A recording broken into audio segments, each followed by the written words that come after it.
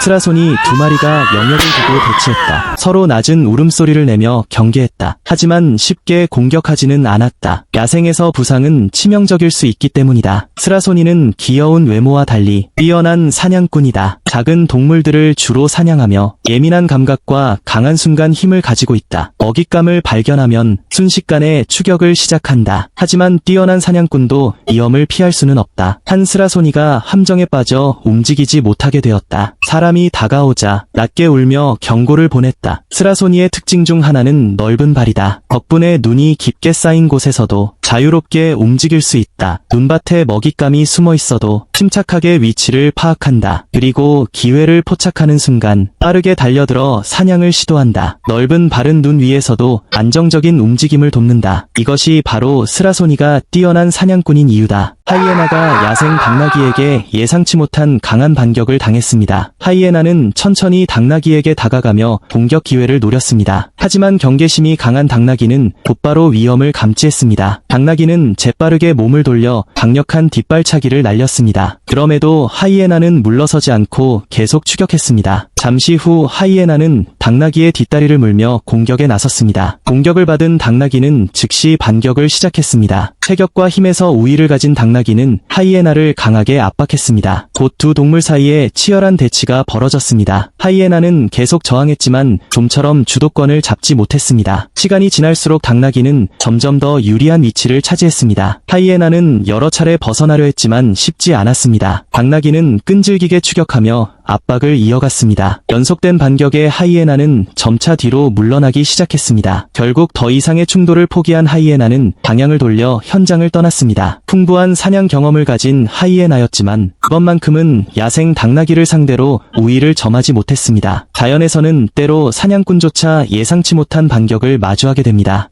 몸집이 큰 멧돼지 한 마리가 실수로 덫을 건드리고 말았다. 결국 철제 우리 안에 갇혀 빠져나오지 못하게 됐다. 이후 안전한 이동을 위해 다른 철제 우리로 옮겨야 하는 상황. 사람이 다가오자 멧돼지는 크게 흥분하기 시작했다. 우리 안에서 계속 몸부림치며 탈출할 방법을 찾았다. 하지만 튼튼한 철제 우리는 멧돼지를 단단히 가두고 있었다. 남성은 두 개의 철제 우리를 빈틈없이 연결했다. 안전 여부를 확인한 뒤 이동 작업을 시작했다. 경험이 많은 포획 전문가인 만큼 멧돼지의 힘이 얼마나 강한지 잘 알고 있었다. 이미 갇혀있는 상태였지만 끝까지 긴장을 늦추지 않았다. 우리 문이 열리자 놀란 멧돼지는 곧바로 앞으로 돌진했다. 하지만 앞에는 자유가 아닌 또 다른 철제 우리가 기다리고 있었다. 새로운 공간에 들어간 멧돼지는 계속해서 철창을 들이받았다. 어떻게든 빠져나가려 했지만 결국 탈출에는 실패했다. 시간이 지나면서 멧돼지의 체력은 점점 떨어지기 시작했다. 남성은 옆에서 상황을 지켜보며 이동 과정이 문제없이 진행되는지 확인했다. 오랜 시간의 실랑이 끝에 멧돼지는 더 이상 강하게 저항하지 못했다. 이후 철제 우리는 단단히 고정됐고 장비를 이용해 차량으로 옮겨졌다. 쉽지 않은 작업이었지만 결국 이동 작업은 성공적으로 마무리됐다. 코모도 왕도 마뱀 한 마리가 커다란 검은 개와 마주쳤다. 검은 개는 망설임 없이 곧바로 달려들었다. 그리고 코모도 왕도 마뱀을 향해 공격을 시도했다. 검은 개는 빠른 움직임을 이용해 계속 주변을 맴돌며 압박했다. 코모도 왕도 마뱀은 여러 번 몸을 돌려 반격 기회를 노렸다. 하지만 빠르게 움직이는 상대를 쉽게 붙잡지 못했다. 검은 개는 안전거리를 유지한 채 계속 공격 기회를 찾았다. 시간이 지날수록 대치는 더욱 치열해졌다. 검은 개는 계속해서 접근했고 코모도 왕도 마뱀은 강한 꼬리 움직임으로 맞섰다. 양측 모두 쉽게 물러서지 않았다. 하지만 검은 개는 뛰어난 기동성을 바탕으로 점차 주도권을 가져가기 시작했다. 결국 기회를 포착한 검은 개는 코모도 왕도 마뱀의 몸을 물었다. 그리고 계속 압박하며 우위를 유지하려 했다. 코모도 왕도 마뱀도 여러 차례 반격을 시도했지만 쉽게 상황을 바꾸지 못했다. 치열했던 대치는 코모도 왕도 마뱀의 움직임이 크게 둔화되면서 마무리됐다.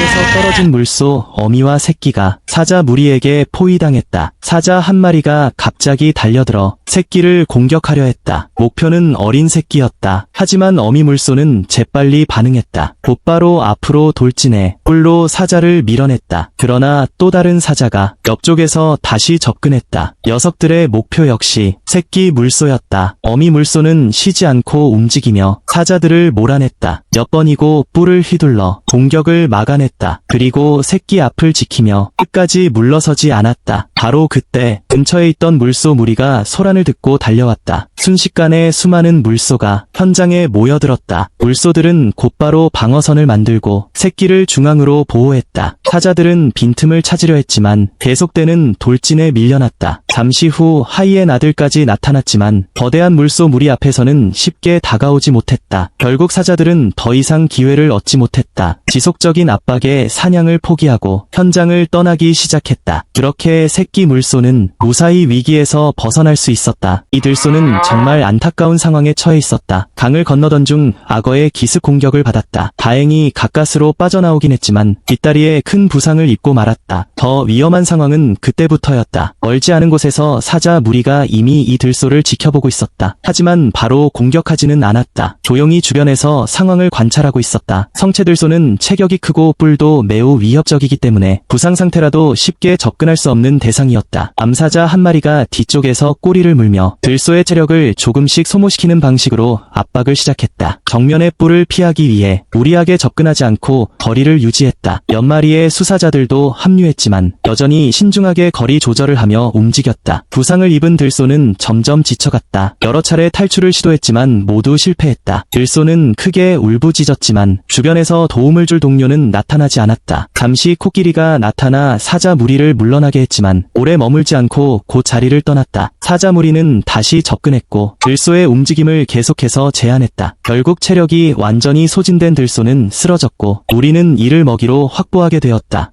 하이에나 한 마리가 이상한 모습으로 움직이고 있었다. 마치 두 다리만 사용하는 것처럼 힘겹게 몸을 끌며 이동했다. 그리고 뒤에서는 사자들이 계속 따라붙고 있었다. 사연은 이틀 전으로 거슬러 올라간다. 암사자 한 마리가 하이에나 무리와 충돌했다. 하이에나들은 수적 우위를 앞세워 끊임없이 압박했다. 암사자는 여러 차례 위기를 겪었지만 간신히 영역으로 돌아올 수 있었다. 분노한 암사자는 겪었던 일을 수사자들에게 알렸다. 상황을 들은 수사자들은 곧바로 행동에 나섰다. 그들은 하이에나들이 자주 지나는 길목에 조용히 숨어 기다렸다. 얼마 후 하이에나 한 마리가 나타났고 수사자는 순식간에 돌진했다. 갑작스러운 공격에 하이에나는 제대로 대응하지 못했다. 결국 큰 충격을 입은 채 움직임이 크게 제한됐다. 이후 하이에나는 힘겹게 몸을 끌며 이동할 수밖에 없었다. 두 마리의 수사자는 계속 뒤를 따르며 압박했다. 하이에나는 조금씩 뒤로 물러나며 자신의 무리 쪽으로 향했다. 마침내 동료들 곁으로 돌아왔지만 분위기는 이전과 달랐다. 무리 전체가 긴장한 채 사자들을 바라봤다. 평소 강한 모습을 보이던 하이에나도 이 순간만큼은 위축된 모습이었다. 결국 이번 충돌은 모두에게 큰 긴장감을 남긴 채 끝이 났다.